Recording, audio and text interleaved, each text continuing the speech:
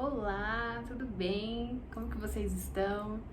Hoje a temática é sobre adolescente e eu quero saber de vocês.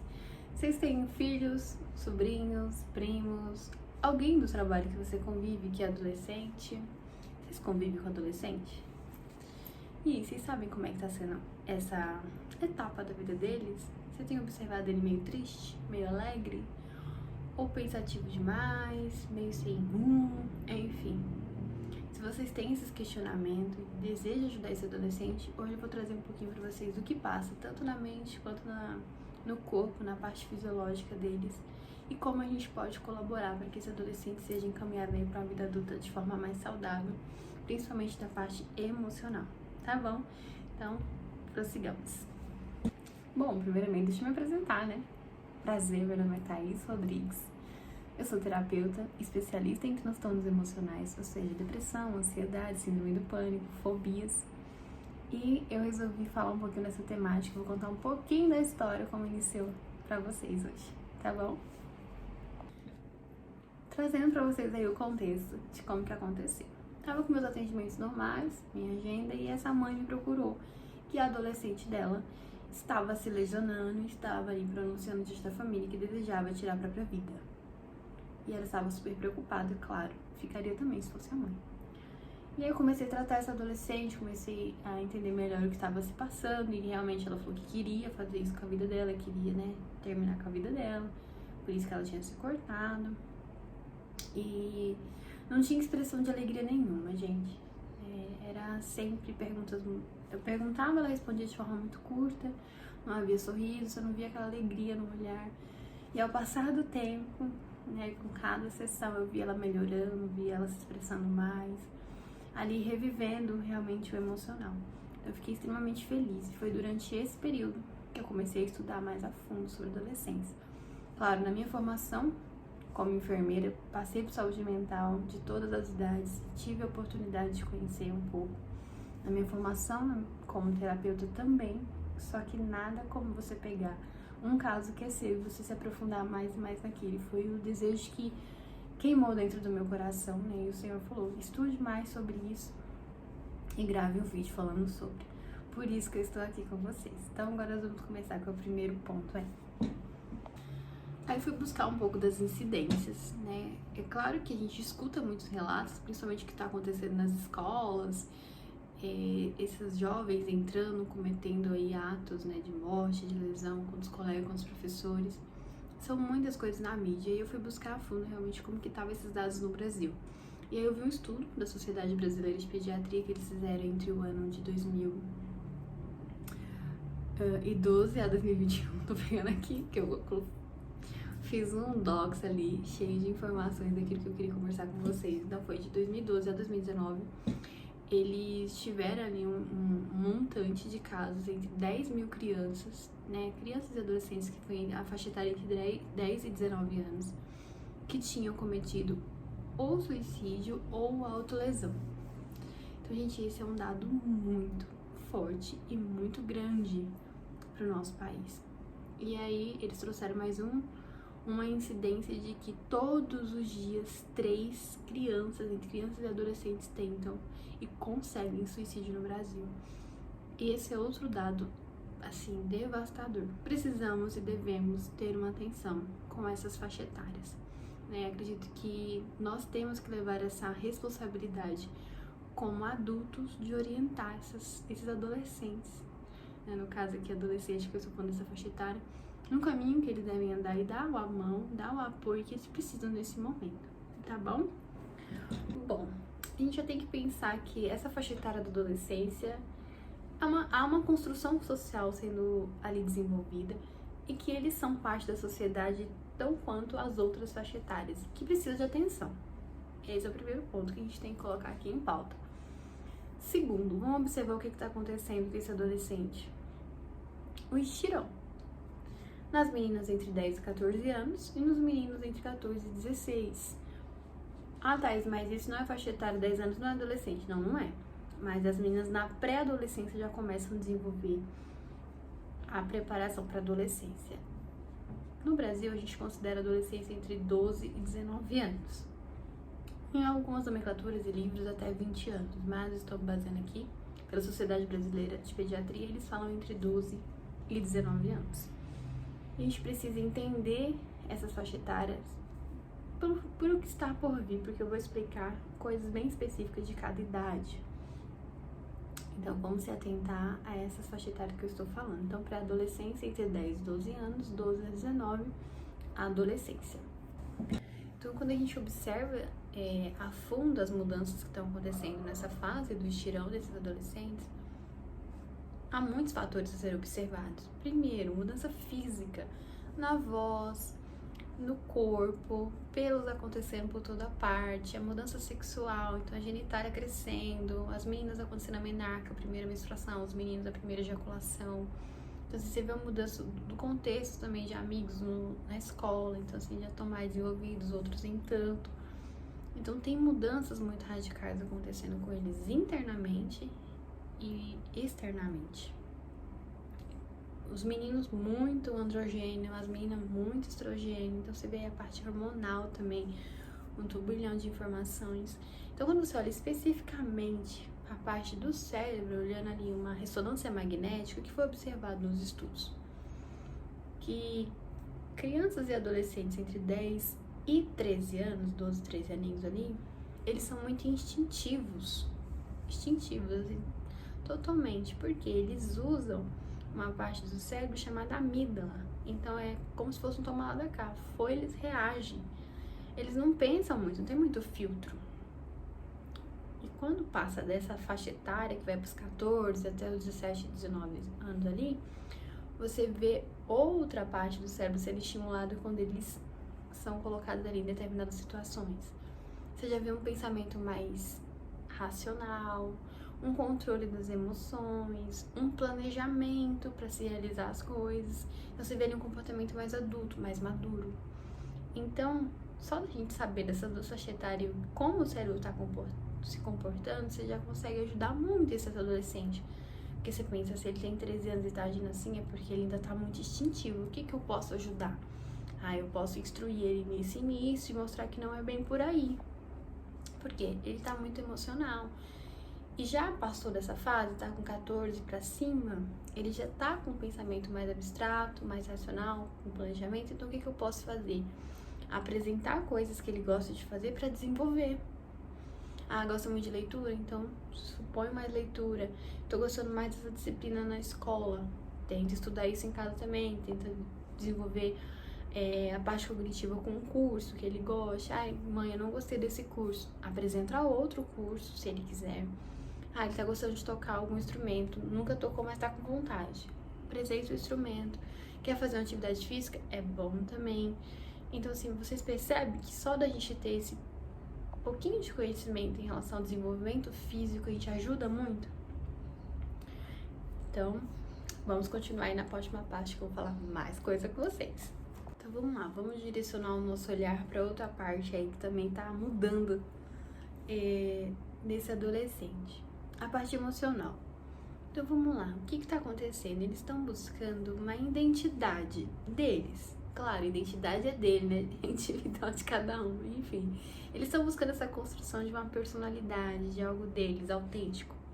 E eles vão buscar vários recursos. E cabe a nós auxiliar nisso. É como se eles estivessem escalando um prédio ou uma montanha muito alta e eles precisassem se agarrar para chegar no topo.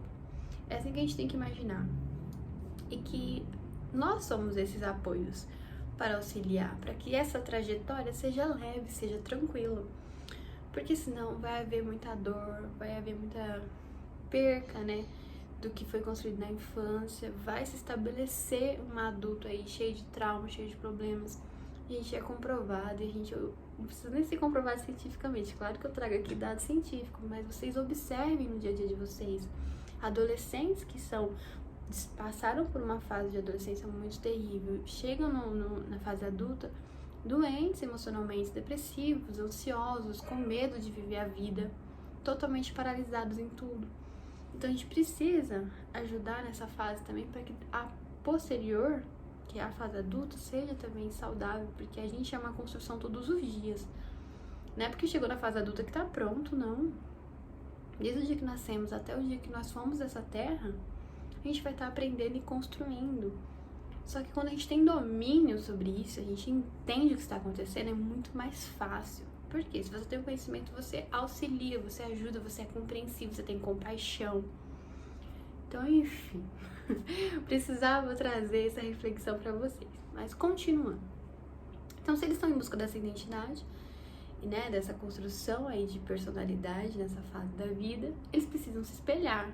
Então, nós precisamos ser espelhos como pessoas na parte de atitude, moral, ética, e precisamos também para a parte cognitiva de desenvolvimento aí, no caso a massa encefálica e a parte frontal, que a gente chama, tá muito ativa, trazer oportunidades para que eles estabeleçam novas habilidades, vamos dizer. Vou apresentar o inglês. Mãe, gosto de línguas, quero inglês, mas talvez eu goste mais do espanhol, então vai no espanhol. Mãe, fiz o curso de espanhol, agora eu tô querendo ver um pouco sobre computação, enfim, programação, estuda também.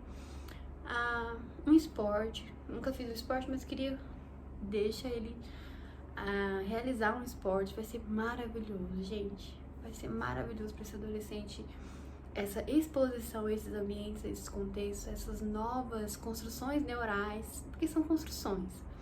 Já é comprovado cientificamente, nós já sabemos disso de forma muito aberta. O nosso cérebro é altamente treinável. A gente precisa treinar eles naquilo que a gente quer que eles sejam. Se o meu cérebro é treinado a receber endorfina de forma muito rápida, que é o que todo mundo faz hoje, a maioria das pessoas com o celular na mão e vendo aqueles vídeos rápidos, é assim que ele vai se estabelecer. Você não vai ter mais paciência de ler um livro. Você não vai ter mais paciência de ouvir uma pessoa 20 minutos falando. Por quê? Seu cérebro está sendo treinado a receber recompensas e a entender tudo de forma muito rápida. Assim também é com o adolescente. Se você estimula ele a leitura, a fazer um curso, a fazer um esporte, a ter um ofício, já ali na adolescência, mãe, quero trabalhar, não tem aqueles programas, Jovem Aprendiz, lá na minha cidade, Guarda-Mirim, que introduz, né, o adolescente ali dentro do mercado de trabalho. É maravilhoso isso, porque vai desenvolver, vai ajudar ele nessa desenvoltura, dessa identidade, ele vai experimentar, vai saber o que gosta, o que não gosta. Se eu coloco esse adolescente dentro de uma caixa, trago tudo na mão dele, o que é que você está desenvolvendo nesse adolescente? Me conta. Acho que nada, né? Então precisa haver essa colocação de contexto para eles, para que eles mesmos desenvolvam o que eles acharem melhor, e cabe a nós só nortear, não impor. Eu acabei de comentar com vocês que a gente precisa direcionar, cabe a nós direcionar e não impor. Por que eu tô falando isso? Porque existe várias formas parenterais de educação em que as pessoas adquirem e vivem aquilo dentro da família. Então tem o autoritário, tem o negligente, tem o autônomo, assim, tem várias nomenclaturas aí para estruturar a forma como uma família educa o seu filho. Tá, e são várias? São. E qual que você acha mais viável? Eu acho a mais viável a democrática. Democrática por quê? Porque você conversa, você tem ali um alinhamento com seu filho. É claro que você põe limites, porque não só adolescente, como criança precisa de limites para ele traçar ali na cabecinha deles que a gente não pode tudo e que nós não devemos querer tudo, que precisamos de limite. Então, quando você é uma família democrática, o que você faz? Você traz, olha, fulano, isso não é bacana, a nossa família não acredita que isso seja bom pra você e nem pra nós, por isso que a gente tá te falando que não se meta com isso, um exemplo. Não se meta com drogas, né? A droga faz isso, isso e isso. Te leva a ter ali um momento rápido de prazer e depois vem as consequências, fica viciado. Então você traz ali um contexto do que é as drogas. E aí esse adolescente fala, tá bom. E depois? Você deixou ele falar o que ele acha? Não, você só falou. Então, como curioso e querendo novidades do jeito que eles estão, às vezes pode até se envolver. Então, assim, deixe ele trazer ali o que ele acha, né? Se ele já tá passando por isso na escola, se ele conhece alguém assim, se faz sentido aquela sua visão do seu esposo, enfim, de quem tá criando ali, para que ele comece a refletir e pensar, e não que entre num ouvido e saia no outro, mas que haja ali uma criticidade, uma reflexão sobre o que vocês estão conversando. mas que você põe limite. Ah, mãe, posso ficar até meia-noite na rua? Não, não pode. Claro que não pode. Assim, vocês falando, né? Por quê? Por causa disso, disso e disso. O que você acha? Ah, eu também acho isso, isso e isso. Você já pensou se acontecer isso contigo? Então, assim, você traz o contexto, deixa ele pensar e refletir, porque é uma construção mais saudável. E ele te vê ali como um amigo e alguém que ama ele incondicionalmente. Você pode falar isso e reforçar. Não como alguém que impõe e dita regras. Claro que na nossa geração, né, no caso da minha, e falando de forma muito particular, a minha, se eu estava falando com uma amiga minha, os nossos pais, eles, no meu caso, e minha mãe colocava ali pra mim, tem que ser assim, que nem a gente chegava e ia visitar alguém. Aí vamos visitar fulano, vamos. Minha mãe arrumava, a gente ia. Chegava lá, fulano tinha feito um bolo. Ah, gente, sempre tinha um bolo, um pão. E aí eu ficava olhando, quietinha, né, sentadinha lá. Aí minha mãe falava, pode brincar. Aí eu ia brincar, senão eu ficava parada lá do lado dela.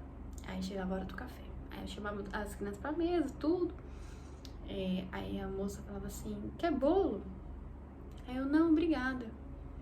Aí minha irmã, não, obrigada. Meu irmão, não, obrigada, enfim.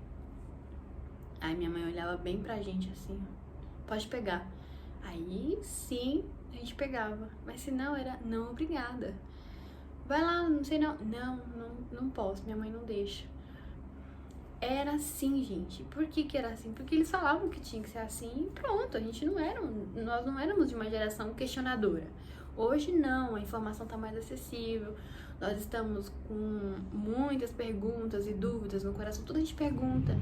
É agora a geração que está.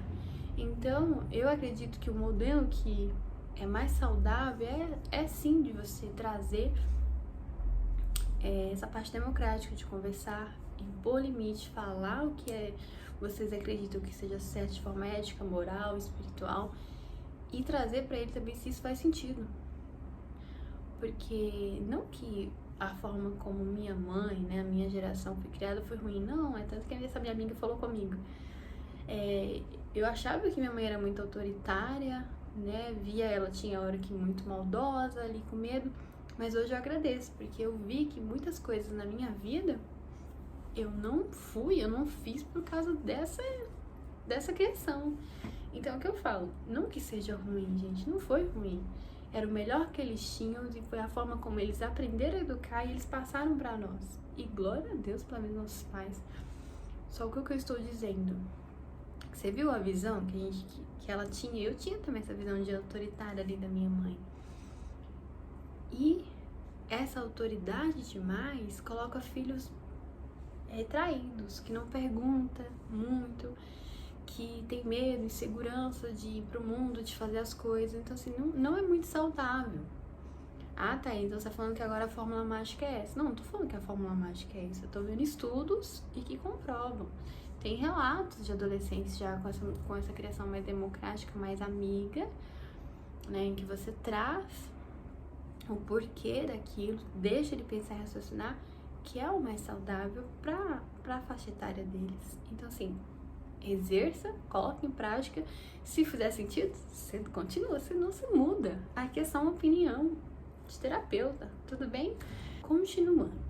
Lembra que eu falei pra vocês no início que tava vendo muitas mudanças, principalmente uma muito gritante ali, era a parte sexual? Gente, eu não sei vocês, mas eu era muito tapadinha com essas coisas de parte sexual, de menstruação, não entendia muita coisa. Quando aconteceu comigo, tinha 11 anos. Minha menarca, né, a primeira menstruação. E foi um terror, porque eu não tava entendendo nada, mas eu já sabia que minha mãe usava aquilo porque eu sempre via. E minha irmã mais velha é que me instruiu como colocar ali o ABS na calcinha, tudo, que ia acontecer todo mês. Ela me deu o primeiro sutiãzinho, eu lembro como hoje. Me ajudou. E quando eu fui ter o meu primeiro namorado, tudo ali, antes de eu ter meu primeiro namorado, ela também me instruiu. Olha, se for acontecer isso e isso, você tem que tomar remédio, você tem que se preparar, porque senão você vai engravidar muito cedo, assim como foi comigo. Então, assim, ela me direcionou. Quando foi acontecer comigo, ficar sexualmente ativa, eu já sabia o que fazer. Tinha que tomar remédio, tinha que usar preservativo, porque ela me instruiu.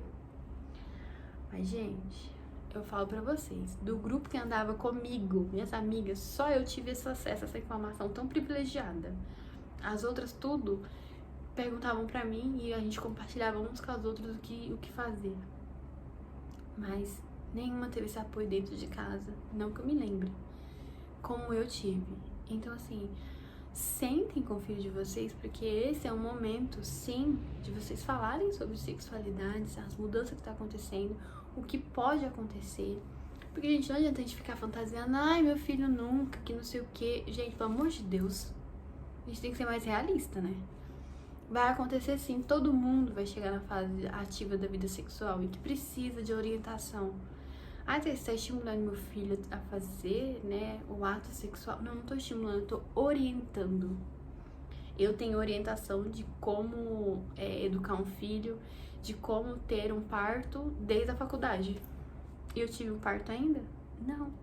Mas eu tive a orientação, eu tive o conhecimento. Então, assim, precisamos quebrar esse tabu de falar de sexualidade, de sexo, com qualquer faixa etária. Porque isso é natural, gente, acontece com todo mundo.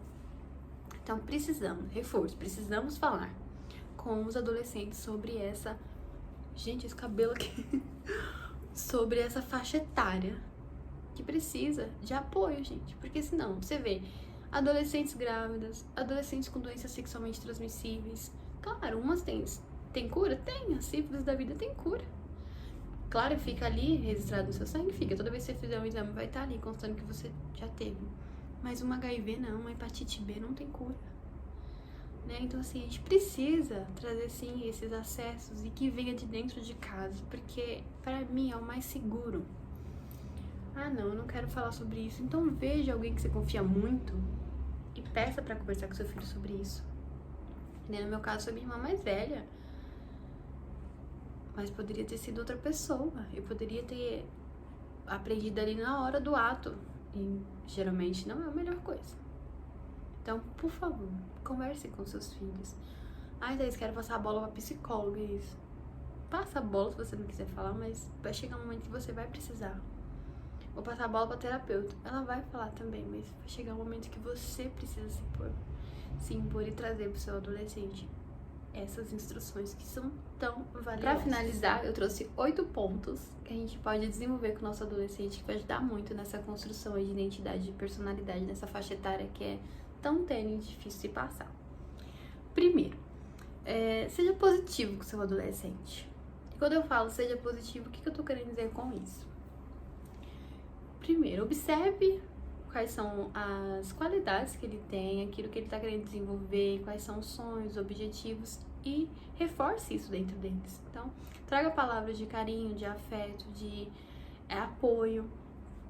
Mostre para eles que vocês estão com eles nessa jornada. Isso vai ser fundamental, porque você está sendo positivo com ele e ele está reforçando isso dentro dele. Lembra que eu falei dessa construção da identidade? Construir é isso mesmo, é você reafirmar todos os dias. Então, se você vê que ele é um adolescente que é muito bom em falar em público, reforce isso com ele. Porque às vezes nós somos algo e as pessoas não falam. E por esse motivo, não falar, você não sabe disso. Porque a gente não consegue se ver. Então, possivelmente esse adolescente também tem essa percepção dele, de não conseguir enxergar esses pontos positivos. Então, seja positivo com as afirmações, com esses sonhos, com os objetivos deles, tá bom? Esse é o primeiro ponto. Ponto 2. Eu já havia falado um pouquinho anteriormente, só que aqui eu vou reforçar. Estimule conhecimento e novos contextos para esse adolescente.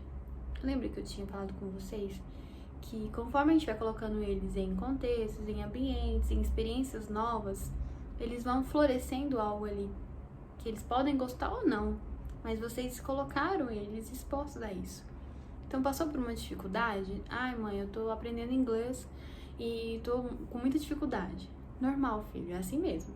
A gente aprende, a gente passa dificuldade, aprende, faz de novo até conseguir. Você expôs ele à aula de inglês. E você não falou que seria tudo perfeito, você falou sim que teria esses problemas e que era normal, que ele deveria passar por cima e tentar novamente. Então traga essa exposição a vários contextos para ele, seja de leitura, de jogos, de cursos, esportes, enfim. novas pessoas, e tem diversas coisas aí que dá pra você expor esse adolescente, tá bom? Então esse é o segundo ponto, expor eles a novos ambientes e contextos. Terceiro, trace metas e objetivos. Quando eu falo metas e objetivos, você pode pensar em algo a longo prazo. Claro, esse é um ponto, mas especificamente aqui, eu quero trazer para vocês de forma muito a curto prazo mesmo. Esse mês, qual que é a tua meta? Você pergunta pro teu filho que é adolescente, ele vai falar, mãe, esse mês eu tô querendo melhorar em matemática na escola, que eu tô meio ruim. Bacana, eu tô querendo me esforçar mais lá no curso que eu tô fazendo, acho que eu não tô bacana. Então, ele colocou ali uma meta. E em casa, o que você tá desenvolvendo? Eu tô ajudando minha mãe todos os dias a arrumar a casa. Tá, e qual que é a sua meta com isso? Eu quero cada vez mais fazer de forma mais rápida, não sei. Então, assim, coloquem metas tangíveis, que sejam de curto prazo e que logo eles consigam acessar. Por quê? Novas conexões sinápticas, então, assim, eles vão ter acesso a algo novo, logo vai vir a recompensa, porque a gente precisa desse feedback positivo. O nosso cérebro funciona assim, a gente precisa desse momento de chegar onde a gente determinou para ter esse feedback, né, essa emoção ali, ocitocina, essa alegria ali desenvolvida. E no adolescente não é diferente. Mãe, eu tô tentando juntar um dinheiro, né, dessa mesada que a senhora me dá para comprar, sei lá, um computador, um PlayStation, não sei. Para quando essa meta? Para dezembro. Então, assim, sempre tá reforçando com eles essas metas. E aí, filho, você tá conseguindo guardar o dinheiro? Não tô. Por quê? Então, assim, você já corrige ali, você vê que essa parte financeira tá meio desequilibrada. Então, assim, saiba quais são as metas, objetivos, os sonhos do teu filho para você reafirmar e ajudá-lo nisso. É maravilhoso para a construção entre vocês dois de amizade, né, de pai e filho, quanto para ele saber que você tá ali como apoio, como resguardo para ajudar ele. Tá? Quarto ponto, esse é tira o foco das recompensas. Eu falei pra vocês que a gente precisa sim desse retorno, e o nosso cérebro, funciona dessa forma, da gente ter ali a recompensa. Só que quando eu falo aqui, tira o foco das recompensas, é tipo assim, ô fulano, lava a louça pra mim, e aí eu te dou isso. A gente faz muito isso com criança, mas na adolescência também.